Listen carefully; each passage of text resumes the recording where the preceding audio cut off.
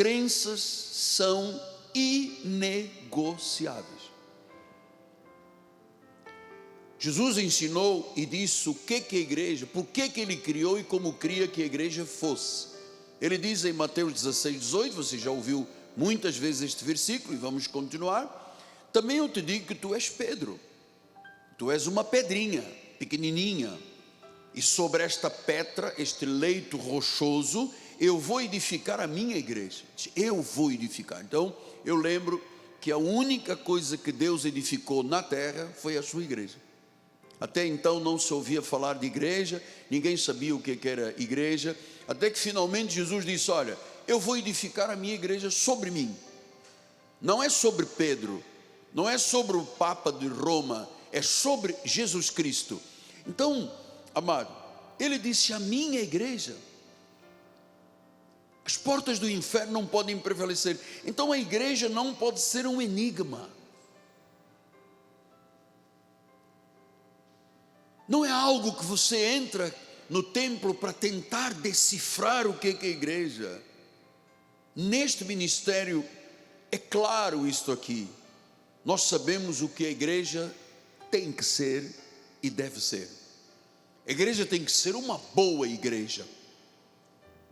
O que Deus ensina, o que eu recebo do Senhor, eu implanto no coração das pessoas. Paulo disse isto em 1 Coríntios 11, 23, eu recebi do Senhor o que também vos entreguei.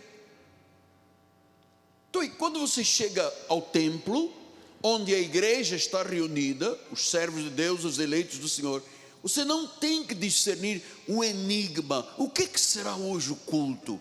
Quem é que vai pular? Quem vai rodar peão? Quem é que vai jogar farinha?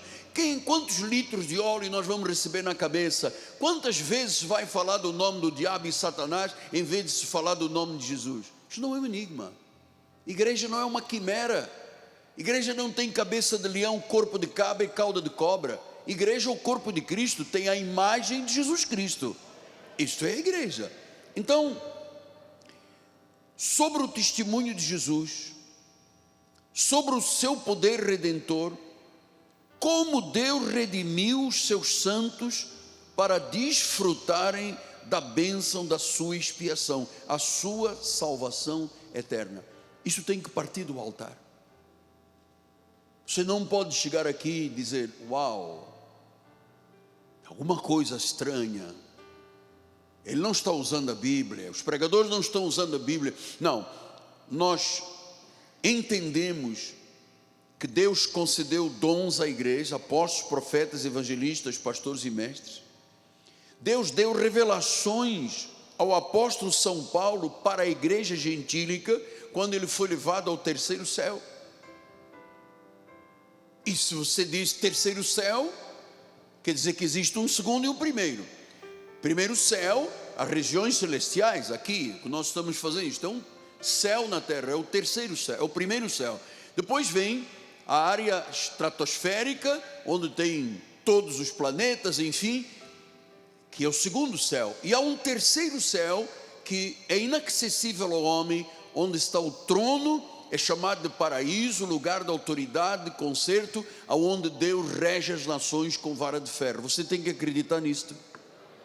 Isso não pode ser utopia. Isso não pode ser apenas, bonito, e daí? Não, a igreja vive dentro destas condições, porque quem a criou é aquele que está no trono, assentado no pleno poder e autoridade. Então, as nossas crenças fundamentais são a base do nosso ministério. A base do nosso ministério. Paulo disse em Gálatas 1, 12 e 16, ele diz: eu não recebi nem aprendi de homem algum, mas mediante uma revelação. Então a mensagem, a verdadeira mensagem, a graça de Deus, aquilo que mostra que a salvação é por fé, é sem obras, que a lei não mais é parte da igreja, diz: isto eu recebi mediante uma revelação, eu não aprendi indo a um seminário. E ele diz no versículo 16: revelar o seu Filho em mim, para que eu o pregasse entre os gentios. Portanto, o pregador da graça de Deus que Deus levantou foi Paulo.